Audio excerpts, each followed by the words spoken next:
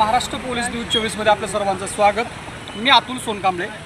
आज आपण इंदापूर शहरातील तहसील कार्यालय या ठिकाणी पोहोचलेलो आहोत। इंदापूर तहसील कार्यालयाच्या समोर काही कार्यकर्त्यांचं या ठिकाणी आमरण उपोषण चालू आहे। ते आमरण उपोषण नेमकं कशा संदर्भात आहे, त्यांच्या काय मागण्या आहेत ते आपण या ठिकाणी जाणून घेणार आहोत। सर नमस्कार। आज आपण तहसील कार्यालयासमोर उपोषणाला बसलेला आहात। आमरण उपोषण तुमचं आहे, काय विषय नेमका? मी यासाठी उपोषणाला बसलो आहे की दिनांक 4/9/2024 रोजी माननीय तहसीलदार साहेब यांना मी एक निवेदन दिलं होतं। त्या निवेदनात म्हणलं होतं की आम्ही 3/9/2024 रोजी संध्याकाळी मी आणि माझे सहकारी सगळे शेटपळावली गावातील की आमच्या तलावामध्ये NP या नावाची कंपनी आहे, जी पालखी महामार्ग या महामार्गाचं त्यांनी कॉन्ट्रॅक्ट घेतलेला आहे। म्हणजे पालखी महामार्ग होतो याचा आनंद आम्हाला पण आहे, पण जो शासनाने आणि अजय मोरे हे जिल्हाधिकारी अप्पर जिल्हाधिकारी यांनी जे नियम आणि अटी घालून दिलेले आहेत त्या कंपनीवरती, त्या कंपनीनं त्या नियमाचं उल्लंघन केलं आहे। ते नियम बाह्य उत्खनन करत होते। ही माहिती आम्हाला मिळाल्यानंतर आम्ही तिथे गेलो। 3/9/2024 रोजी आम्ही संध्याकाळी 8 वाजता गेलो, रात्री 12, 12:30, 1 वाजेपर्यंत तिथं थांबलो होतो। त्या काळात त्या वेळेच्या दरम्यान 8 ते 12च्या दरम्यान आम्ही तहसीलदार साहेब 112 आपत्कालीन कॉल पोलीस स्टेशनलाही केला, तलाठी आणि सर्कल यांनाही कॉल करून सांगितलं होतं की या ठिकाणी आपल्या इन्फ्रा कंपनीचं उत्खनन चालू आहे आणि हे नियमबाह्य आहे। कारण ह्या कंपनीला त्यांच्या नियम अटी शर्तीमध्ये सकाळी 6 ते सायंकाळी 6 या वेळेतच उत्खनन करायची परवानगी दिलेली होती, परंतु आम्ही 8 वाजता गेलो तरी चालू होतं, 9 वाजता चालू होतं, 12 वाजले तरी पण चालू होतं। तहसीलदार साहेबांना फोन केला आम्ही, तेथील सर्व फोटो व्हिडिओ, ते JCP पोकल्यान असतील, ते काय वाहनं असतील तिथली सगळे हायवे असतील त्यांचं फोटो घेतलेत आम्ही, व्हिडिओ घेतल्यात, गुगल मॅपवर त्यांचं फोटो आणि लोकेशन घेतलेलं आम्ही तहसीलदार साहेबांना पाठवलं होतं। त्यांना कॉलही केला होता, पण तहसीलदार साहेब म्हणलं हा आमच्या अखत्यारीतला विषय आहे का नाही आम्ही बघतो, उद्या येतो आणि उद्या चौकशी करतो। मी त्यावेळेससुद्धा म्हणलं तर साहेब या ठिकाणी मुरमाची चोरी होते, संध्याकाळचा मुरुम उचलला जातो आहे, तुम्ही इथं आलं पाहिजे, कारवाई यांच्यावर केली पाहिजे। पण तहसीलदार साहेबांनी ओढाओढीची उत्तरं दिली। नंतर 112ला कॉल केला आणि तशी स्टेटमेंट पोलिसांचीसुद्धा आम्हाला तशीच आली की हा आमच्या अखत्यारीतला विषय नाही, हा महसूलचा विषय आहे। म्हणजे सदर नंतर आम्ही तलाठी सर्कल यांनाही कॉल केला। मग यातून सगळं आम्हाला असं दिसून येतं आहे की या कंपनीवरती कारवाई का होत नाही, ह्या पाठीमागं काहीतरी दडलं आहे।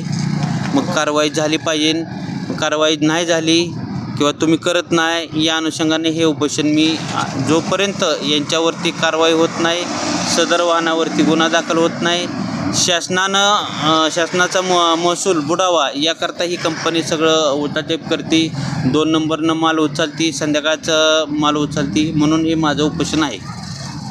तुम्ही म्हणताय की तहसीलदार साहेबांना कॉल केला होता, पोलीस प्रशासनालाही कॉल केला होता, याचा एकंदरीत असा अर्थ निघतो का की जेणेकरून हे जे अधिकारी आहेत हेच यांना कुठंतरी पाठशी घालतायत? नाही, आता मला काय त्या गोष्टीत जायचं नाही, कारण का पाठीशी घालतात किंवा का कारवाई त्यांनी केली नाही यातून मी सांगण्यापेक्षा तालुक्यातील जनता किंवा त्या कंपनीच्या पाठीमागं कुणाचा वरद हस्त आहे, लोकप्रतिनिधी आहेत का कोण अजून खासदार आमदार आहेत, त्यांच्या जेव्हा ही कंपनी कुणालाच मीठ घालत नाही किंवा तहसीलदार साहेब यांच्यासारख्याला नाही किंवा PA साहेब सारख्याची तोंड सगळ्यांची गप आहेत, ते काय बोलत नाहीत।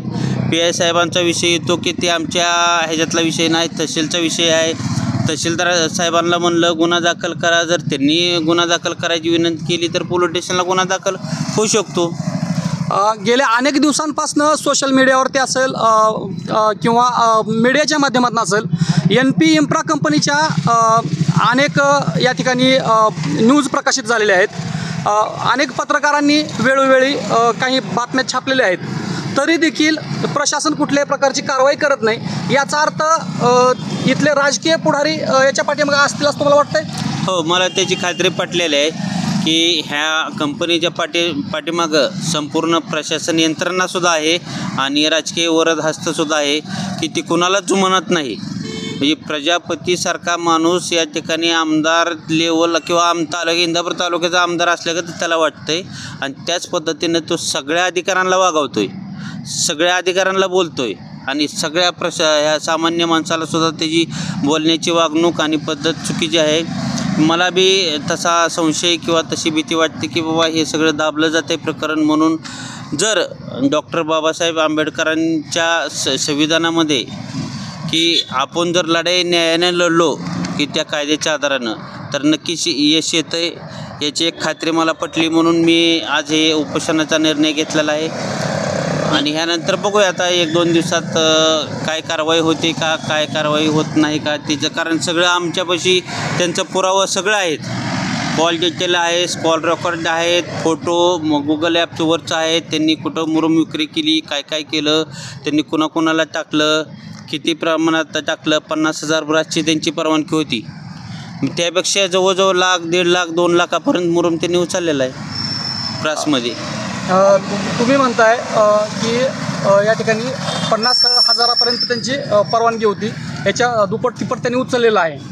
आता एकंदरीत असं गृहीत धरायचं का की बाबा या ठिकाणी प्रशासन आणि राजकीय पुढारी यांचा वरदहस्त असल्याकारणानेच NP इन्फ्रा कंपनीचा प्रजापती कोणालाही जुमानत नाही?